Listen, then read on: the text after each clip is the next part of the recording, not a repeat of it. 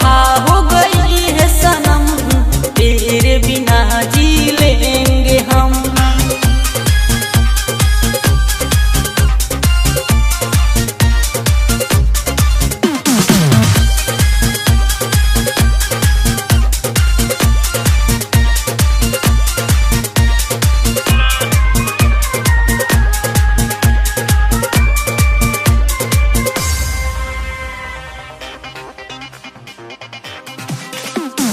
मुझे जो होता पता इश्क का प्यार कभी ना करता, आज तेरी यादों में मैं घुट घुट ना मरता।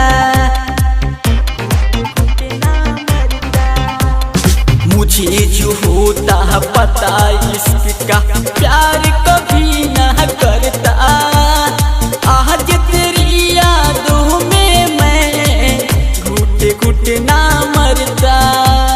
जिंदगी मेरी हो गई है खत्म, तुम बेवफा हो गई है सनम, तेरे बिना जी लेंगे हम। तुम बेवफा हो गई है सनम, तेरे बिना जी लेंगे हम।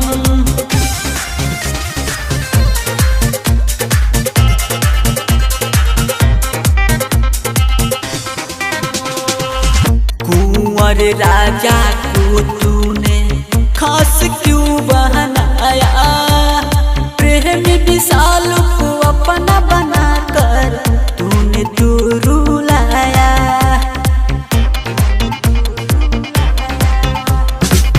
कुंवर विकास को तूने खास क्यों बनाया, प्रेमी विशाल को अपना बनाकर तूने तो रुलाया। और कैसे भरेगी अब ये जख्म, तुम बेवफा हो गई है सनम, तेरे बिना जी लेंगे हम। तुम बेवफा हो गई है सनम, तेरे बिना